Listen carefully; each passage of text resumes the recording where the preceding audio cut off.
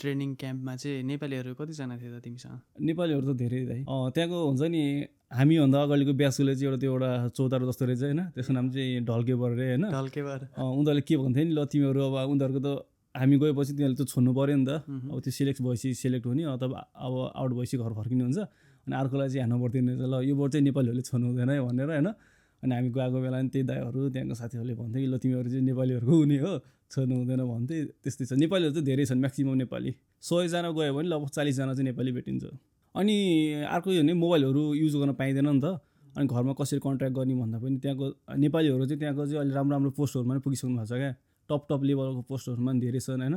अनि दाइहरूलाई चाहिँ भेटिन्छ, कहीँ गयो भेटिन्छ होइन, नेपाली हो भने चाहिँ अनि हो भनेपछि अनि दाइ यसो घरमा कल गर्नुपर्छ, यसो म्यासेज गर्नुपर्छ, अनि मोबाइल दिनुहुन्छ होइन।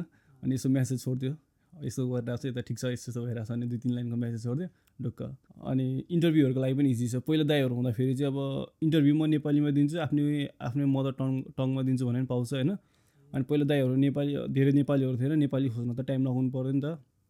अहिले चाहिँ मलाई नेपालीमा इन्टरभ्यू दिन्छु भने 2-3 घन्टामै खोजेर नेपाली राखिदिन्छ क्या, अनि ट्रान्सलेट गरेर इन्टरभ्यू दिने त्यस्तो छ।